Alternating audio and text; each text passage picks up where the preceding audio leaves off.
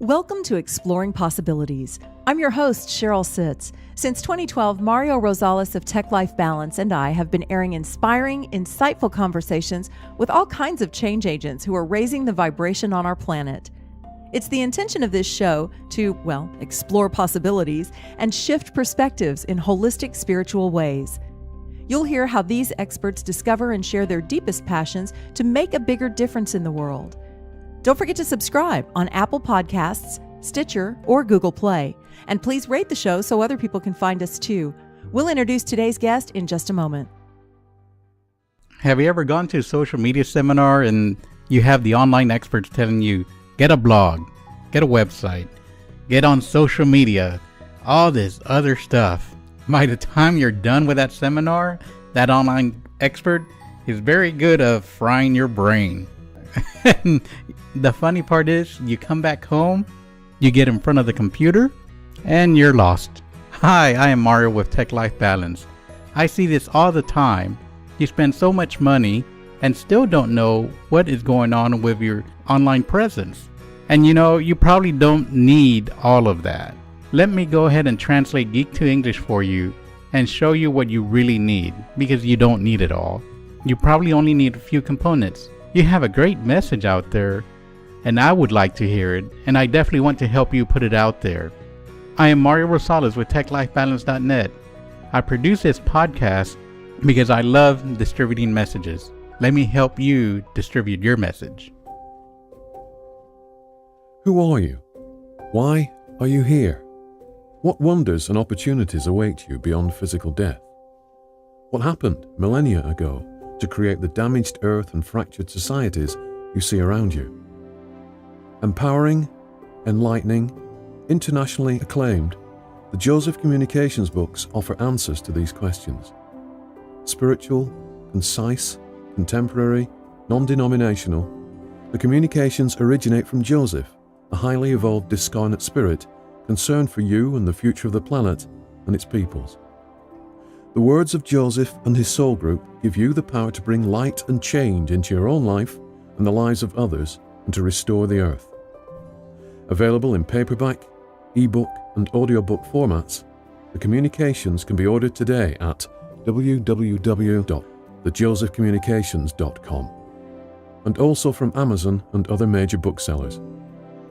All proceeds are used for further publishing and advertising, and to make the communications available worldwide. Well, a couple of months ago, I had the pleasure of interviewing Michael Raichia, who is the trance medium that channels the Joseph Communications series.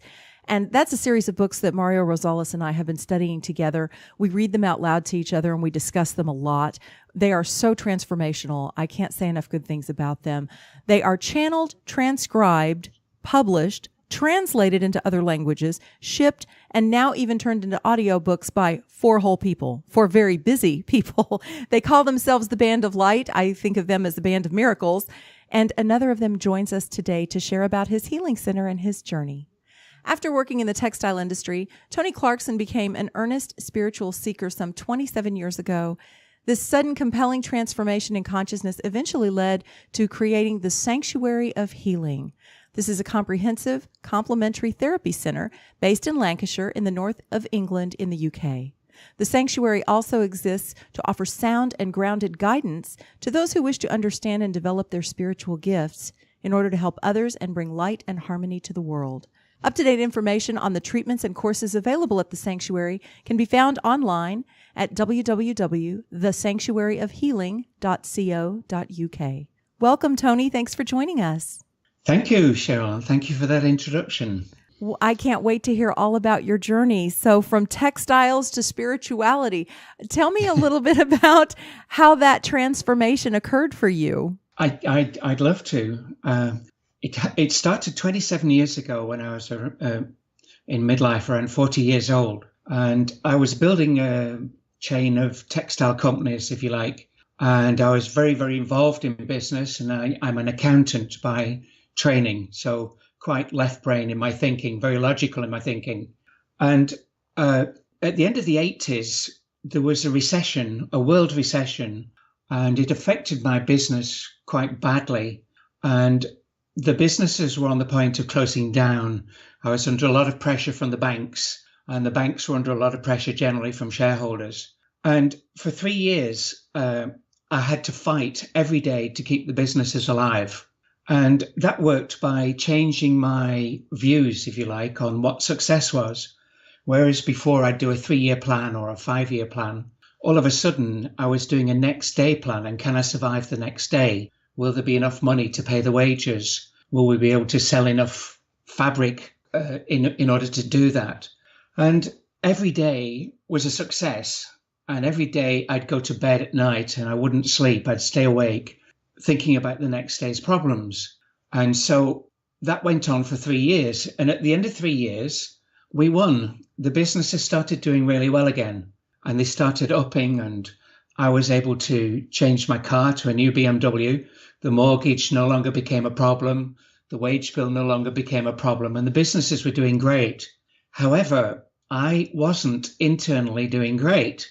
I was pretending to everybody that I was doing great, but the slightest thing was upsetting me, like a brown paper envelope from the tax man. I wouldn't open it. Like a telephone call, I wouldn't answer it. And I used to get these feelings that were doom and gloom, if you like, just by the ring of a telephone. And it's like my business had the ability to come out of the recession and carry on where it was before, but I'd got stuck in this recession. And I carried on internal recession, if you like, and I didn't know what to do about it. And then I found a subject called NLP. I don't know whether you've heard of it, neuro-linguistic programming. Yes, definitely. I actually practiced some of that. It's very powerful. Excellent. Well, I went to see somebody who did NLP, and all of a sudden, my joy came back, and I was that person that was in alignment with the business. And there was one difference, though. I was so amazed that 1 or 2 or 3 sessions could change my perspective of life in such a big way. And I got so curious about it. That curiosity that had led me to expand the businesses transferred itself into a curiosity of how the mind works. And so I could never go back to business. And what I did was I went to my board of directors and I said to them, I will leave you alone. If you send me a wage every week, I will not bother you. But you can come to me if we have trouble that you think I can help you with. I'm going in a different direction. Please run the textile businesses for me. Wow. Let's see what happens. And I went all over the world, traveling, learning. I did all the training there is on NLP. I did hypnosis. I did all the other therapies that go along with that, and learning more and more. And I started working with clients very early on. I started with the simple stuff like phobias, anxiety, depression that a psychotherapist would normally work with, and found that using NLP techniques and the other techniques that I'd learned, people were getting better very quickly, very, very quickly. And I got this very heavy workload of people coming to me. And to me, it was such a joy. You know, I was really doing what I wanted to do. And people started coming to me with physical illness. And the first one was what's called chronic fatigue. I don't know whether you've heard of that in America. Yes. Some people call it post-viral syndrome. Some people call it, what's the other name? I've forgotten. All about fatigue anyway. And we developed a program using mind techniques where people started getting better. And then people came to me with other physical problems, and we worked with those. I realized there's no boundary, that the mind affects the body. Could we maybe get an example of what that would look like to work with someone who's having an illness through NLP? Could you walk us through a little bit of what that looks like, a snapshot? Yes, NLP has techniques, and a lot of them are visualization. Some of them are hypnosis, depending on the client. If a person is very auditory, then you would use auditory techniques. If a person was very visual, you use visual techniques. If a person was very kinesthetic, you'd use kinesthetic techniques. Nowadays, I've managed also to add another modality to that, and that's the spiritual dimension. And that comes through my association with Michael Raichia, the Band of Light, and the Joseph Communications. I've been able to understand, especially the new book coming out that nobody knows of yet. It goes deeply into the understanding how we create these illnesses and how we can dissolve these illnesses that we've spent so much time creating. As I developed skill, I got a postgraduate diploma on the way so that I could become legitimate as a psychotherapist as well. And people started coming to me that I couldn't help completely get better with NLP, psychotherapy, hypnosis, and all these things. And so through experience, people coming to me, I realized there was another dimension here that I needed to look at. And for my own journey, this was energy. And energy is looking at a cellular level at the body and understanding that each cell in your body vibrates and has its own unique vibration. And that when you're out of vibration, illness can manifest itself. So for instance, pain in a particular area stops those cells vibrating as they should vibrate. And there are a variety in complementary medicine, there are a variety of ways of addressing this. But what happened for me was that one of my employees had rheumatoid arthritis and osteoarthritis, and he was having to leave working for me because he couldn't drive. His hands were so tied up with rheumatoid arthritis and so much pain, he couldn't drive anymore. But he went to a doctor in the north of Scotland, that's way at the top of England. And the doctor said, well, we have a man in this island called Orkney who's Polish and who has a bed. And if you go and lie on the bed, it might help you. Well, after 4 or 5 sessions, he was better. And after 10 sessions, he no longer needed the hip replacement that was on the cards for him as well. And so I went up to Orkney to visit this Polish guy, and we went to Poland, to a university in Poland where they had developed a way of introducing electromagnetic frequencies to the body using frequency generators and radio waves. And the man who invented this machine, I believe, is called Professor Chiron. And Professor Chiron is also responsible for most of the physics books in this area. He's a very well-known person. And so what happens is you lie on a bed and it has an electromagnetic coil in the bed, and it has a computer-driven frequency generator, and you dial into the computer particular settings that are appropriate for the pain or whatever's going on for the person. And the computer and the generator, through the coil on the bed, introduce to the body these electromagnetic waves, and the idea is the pain goes away or the problem goes away. This is quite amazing to me because there weren't any of these in the UK. And what I found was that a lot of Europe uses these, like Switzerland, Austria, Germany. Hospitals in Germany use these. I think some hospitals in Germany found that a hospital stay was reduced by 1 day just by putting people on this bed for general healing. And so we brought them into England, and we started working with autoimmune diseases. Multiple sclerosis was the big one we were using. And whilst it doesn't clear up multiple sclerosis, people came twice a week. And when they walk out from us, they walk out better than when they walk in. So a dragging leg or pins and needles or cramps would be reduced. And we have people who've been coming here now for 7-8 years, and they're in better condition than when they first came. And MS, multiple sclerosis, is a disease where you degenerate. So they're not getting better, but they're living a better quality of life. Well, that's what it's all about, right? I mean, it's about our quality of life while we're here. So I think that's fabulous. Absolutely. And so from this, we built our own machine called a Theragem. And what we learned was, what I learned as I was going along was, I was looking at all complementary health therapies. And some of them I thought are too wishy-washy to take up. Originally, one of those was crystals and crystal healing. But once I'd gone back and learned physics about electromagnetic frequencies, I realized that crystals emit electromagnetic frequencies. And if you imagine crystals are rocks which have been compressed for 50 million years or more, they have enormous pressure that comes out as a vibration. And that vibration takes on different hertz, different levels according to the rocks, the strata, the minerals that go into it. So amethyst would be different from sapphire and so on.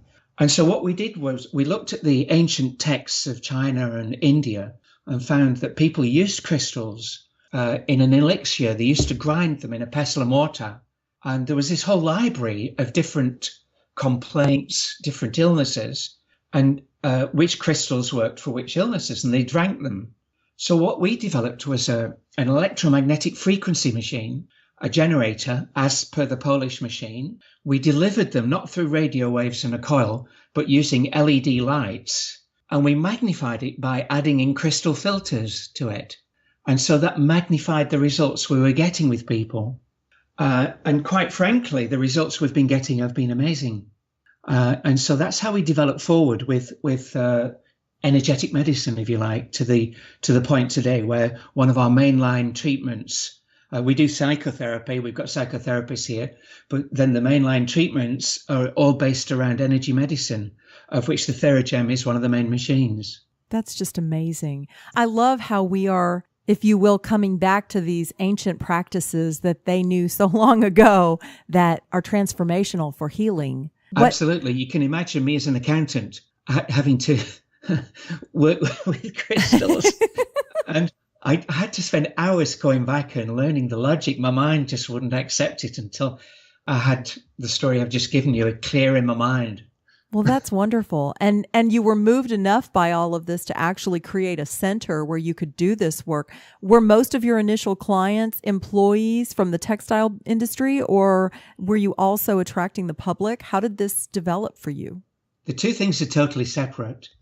I can't thank my textile company's background enough because they have allowed me to do this. My directors who've carried on working without me, I think they're glad I'm not there, to be honest. But it has allowed me, this 27-year jolly, to follow my intuition. But then there was a third thing that happened that led to the sanctuary, and this is quite amazing. Again, through adversity, my godson, Michael, had cystic fibrosis from birth. And when he was born, we were told that he would only live to the age of 12. And he came out coughing. He had the worst kind of cystic fibrosis. It's a disease of the lungs where you're just coughing fluids, trying to clear the lungs day and night. And by the age of 2021, the doctors had told us they could do no more. He was on 24 medications a day. He had a mask on his face, which was a spinhaler, we call it in England. And he was on oxygen and part-time wheelchair.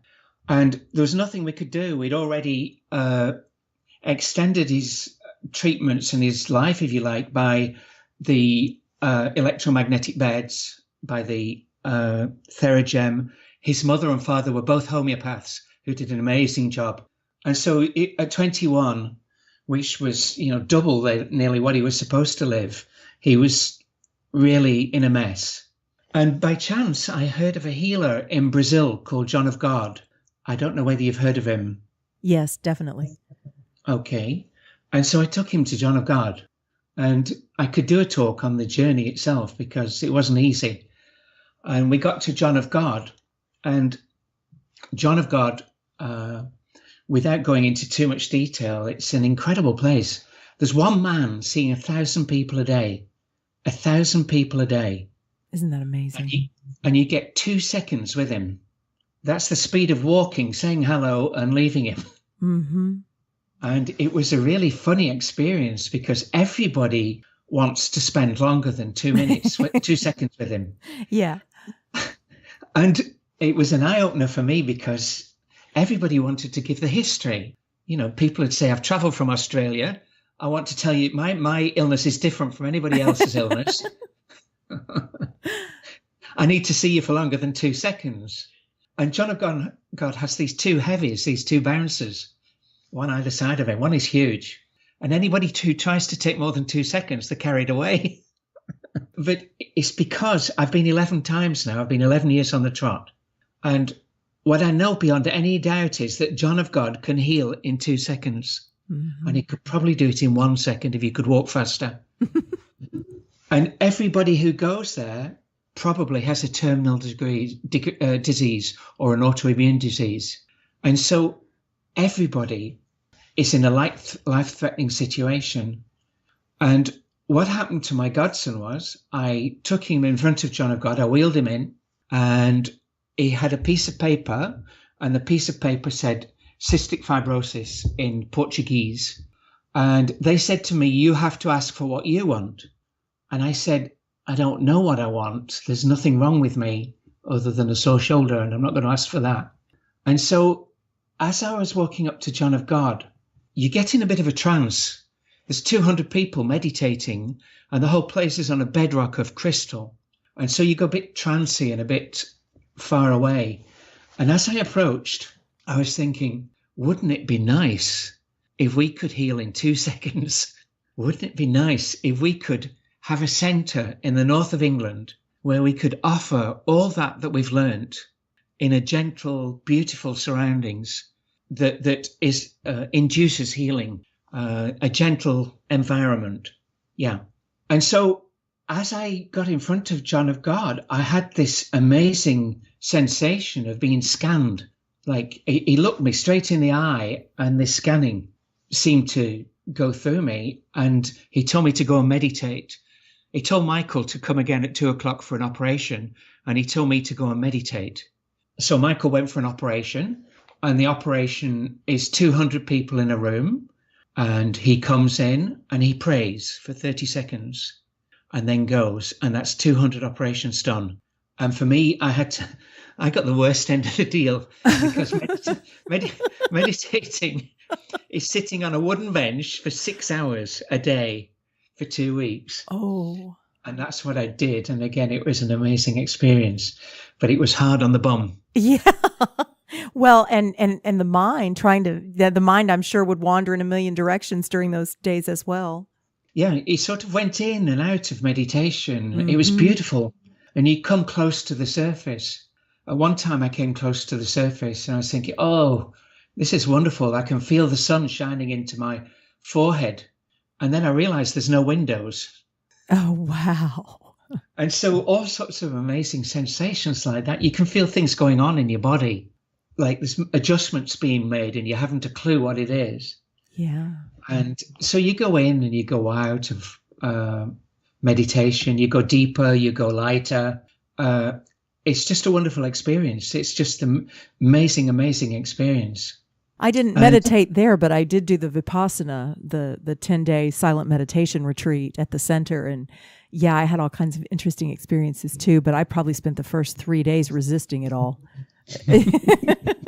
But I mean, I have to know that the environment that you were in must have been transformational just in and of itself.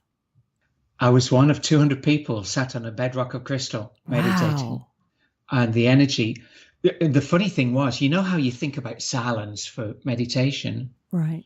They used to play really loud music.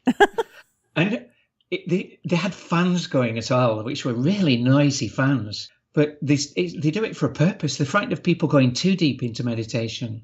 Oh. In the early days when I went, the favorite music was Ave Maria. And for months afterwards, you'd have Ave Maria going through your mind. You'd come back. You'd wake up in the middle of the night and Ave Maria's going through your mind. So did you have a clear vision at that point when you went through that initial process of what the center would look like? I mean, were you getting downloads of like prepackaged information of what your destiny was? Or were you just being prepared to come and create that? Accountants don't get downloads. They get balance sheets. Oh, that's good. I had no concept of the sanctuary before I went. I had no idea what it would contain. And the magical bit was when I came back from John of God the first year, and this beautiful old hospital building was for sale, and nobody had bought it for some reason. Set then in 2.5 acres of woodland. It's now 25 acres of woodland, but then it was 2.5 acres. And it was derelict and it was empty, and it had been empty for 20 years, this beautiful building. And I bought it. Somebody came to me and said, "You'll never guess what's for sale." And nobody was buying it because there were so many legal complications on it. So I bought it. I thought, it must be a sign, I'll buy it. And the minute I bought the building, and it was a price I could afford, all the legal complications dropped away. Every one of them. Wow. And so a year later, Michael, my godson, is a lot better. He's no longer on a mask on his face. He's playing rugby, which he's never done in his life. And he's come off all medication. What a story. What a fabulous story that you've lived of transitioning from one fairly successful life in its own right to a completely different realm. Well, I took the plans back with me the second year, and I went in front of John of God, and in my 2 seconds, I said, "Johnny boy, I need to see you around the back. I need to talk to you. This is serious." And to my amazement, he said, "Yeah, okay, come to my office afterwards." Wow.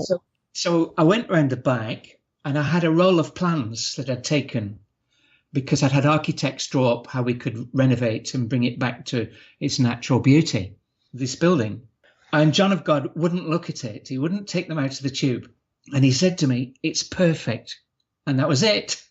So I came home and we finished off planning and getting everything ready. And then the third year I went in front of John of God in spirit form and said to him, "I can't afford to do this. I want it to be beautiful. And I have ideas on, it's going to be accessible and available to everybody and anybody that comes to the door. But I want it of the highest standard so that we can build healing into the walls of the place." And he said, "Go meditate." And I almost knew, I almost didn't go for my 2 seconds and go straight to the meditation. And then when I got back, one of my textile businesses made football shirts. You know, in England and Europe, soccer is a big thing. Yes. People used to wear football shirts. If they support a football team, they'd wear the colours and the shirts. Right. And my factory produced all the fabric for that. And I came back from John of God, and the factory wasn't doing very well. The Chinese were undercutting us on all the orders. And I came back from John of God, and somebody came to me and said, "I'd like to buy your textile business." And that just doesn't happen. Wow. You know, in a recession where sales are going down, a man came to me. We hardly employed solicitors or accountants, which again doesn't happen. And the deal was completed really quickly, and it gave me enough money to renovate the sanctuary to the highest of standards. You kind of leave me speechless there. That's amazing. Well, I can tell you, I'd learned certain things about what needs a healing environment. So as we were building it, I made sure that there was a metal cage built into the walls. And so if you come in with your mobile phone, it's very difficult to get a signal. And it holds out stray electromagnetic frequencies that might affect the healing process. I'd also learned that wires emit their own electromagnetic frequency. So every wire built into the walls is armor plated so that they emit no electric frequencies. We got paint from a specialist paint company in the UK that is toxin free. You can drink the paint, it's so clean. We use carpet that is entirely natural, that's not dyed, or marble downstairs, and in the organic cafe we use marble or timber. So everything natural. And we put a plant water room underneath the factory where the water is filtered twice, magnetized and energized, so that every bit of water in the sanctuary is better than anything you could get in any bottle anywhere. I want to come just to drink the water. That sounds fabulous. Cheryl, you'll be welcome anytime. You're always welcome.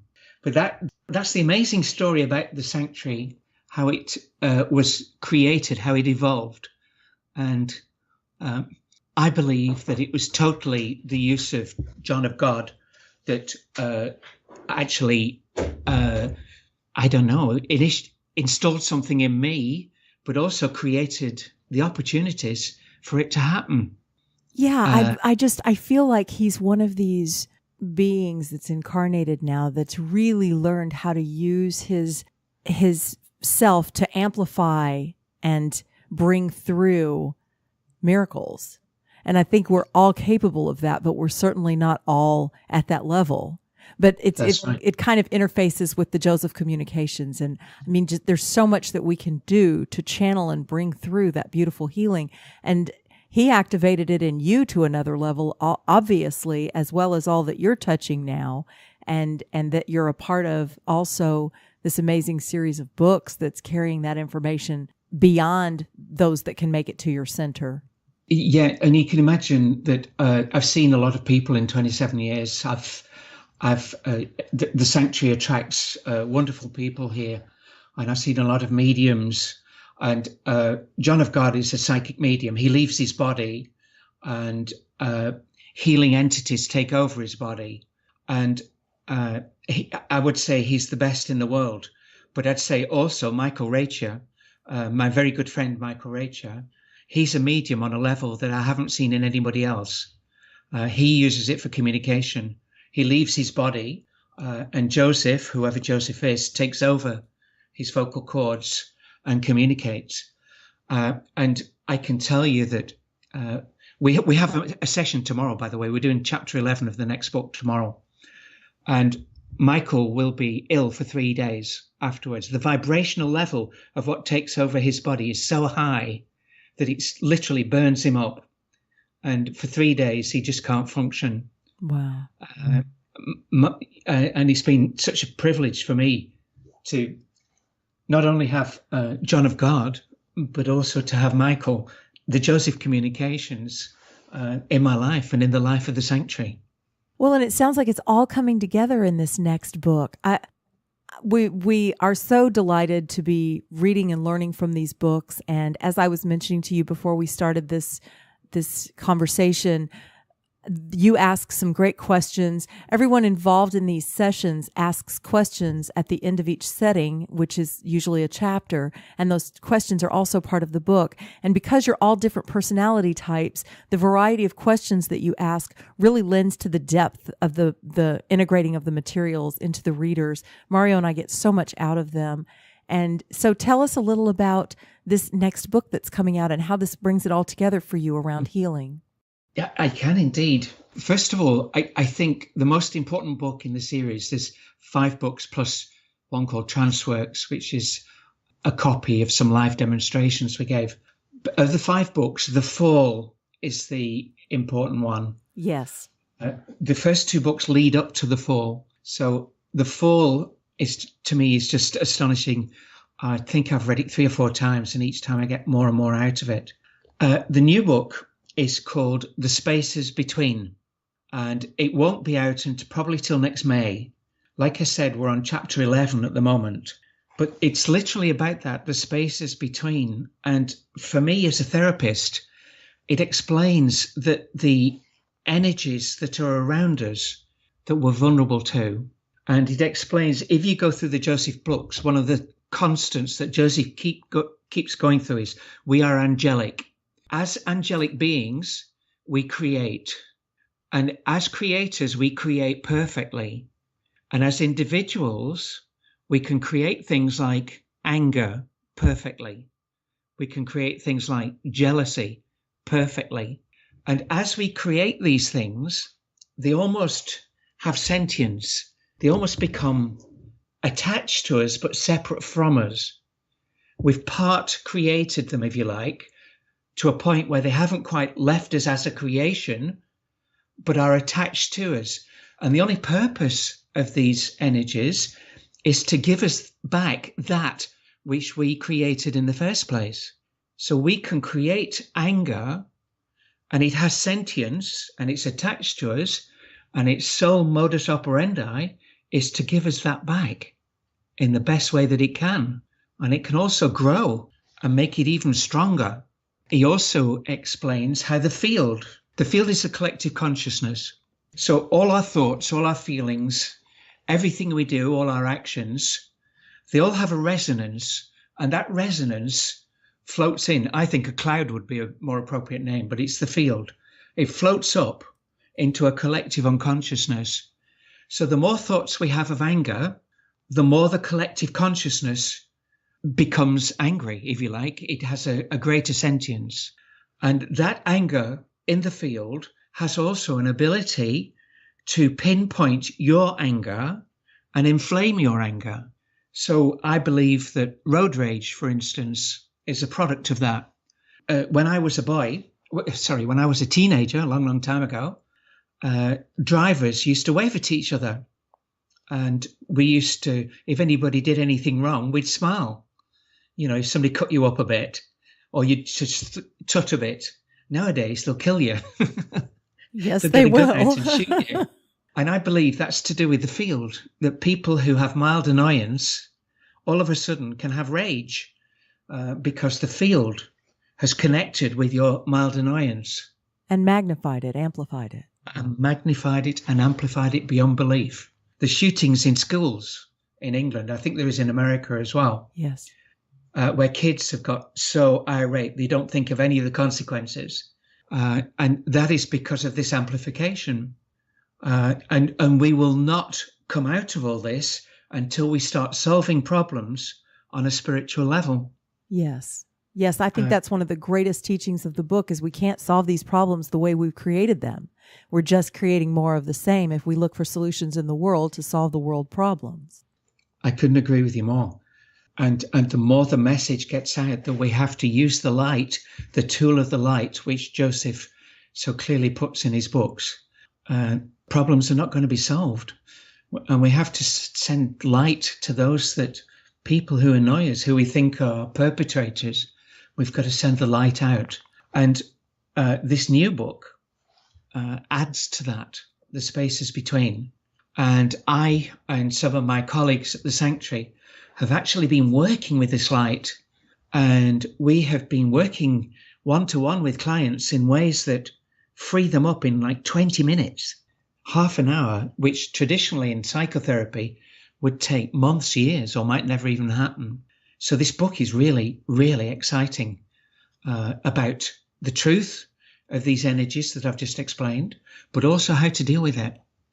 Well, and I practice Reiki and some other things, and I've noticed that the more that I learn about working with the light and what we are creating here on Earth, largely unconsciously at this point, but we're getting there, we're waking up.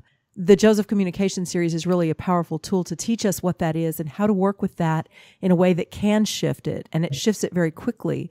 I've noticed I can do more in my energy work sessions the better I work with the light and the more I channel pure light and how I work with that and understand my own role in the creation and what's happening with people. So they're wonderful books. They're just wonderful books, and I thank you all for all the work you do with them.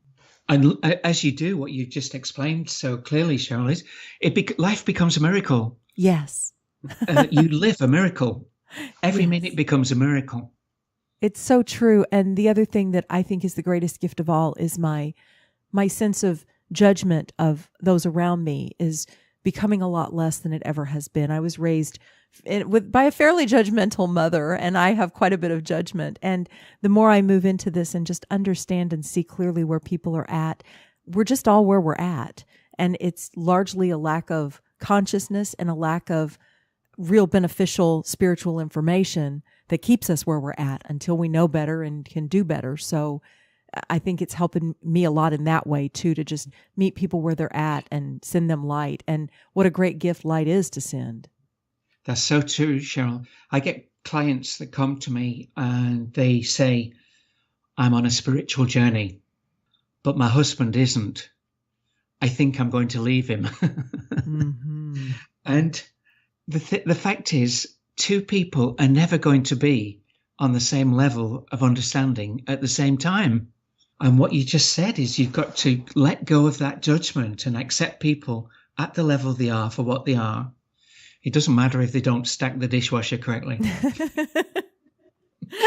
I love that. What a great share. Thank you. That's so true because, we do see that a lot, and we see couples that are both conscious, couples that one's on the consciousness journey and the other's more on the material journey. We meet couples and individuals that are all over the place, and it's so great to remember. And the irony is, how could we not be on a spiritual journey? We're spirit. Of course, we're on a spiritual journey. We may just not be aware of it, right? Absolutely. The thing is, everybody to remember, you are angelic. You are far more powerful than you could ever realize. Just get the thoughts in order, because that's the creation. That's how you create. Absolutely. Well, Tony, this has been absolutely delightful. I thank you so much for being with us. I like to wrap up my shows by asking my guest if they have a parting thought that they would like to leave listeners with today. That's the first time I've been quiet. I think read the Joseph communications. They have changed all our lives here. And know that in reading those communications, behind that you have Joseph, PG, who is the soul group leader, and the whole millions of souls. The minute you start reading them, you have tuned into that soul group, and you will get help. More help than you could ever imagine. Amen. I completely agree. And I agree with you. And I would add, if you can find a friend to read them with and share the experience, it's so rich to read aloud to one another and stop and discuss it. Mario and I have had our lives transformed in so many ways reading these books together, and it's become a very important part of our spiritual practice each week to read those books to one another. I think that's so brilliant what you're doing, Cheryl. Can I say thank you for giving me this opportunity to be on your show as well? It's really lovely to connect with you and to connect with the whole of America. We've started an American company now in the Band of Light, and we're going to have a presence in America selling the books from America. Wonderful. And we hope to help you in any way that we can with that. And we're glad to have Michael introducing the series now on the show each week as one of our sponsors. And we love what you guys are doing. Thank you so much for bringing the light. Thank you, Cheryl. That's really kind of you. Would you like to be a guest on Exploring Possibilities?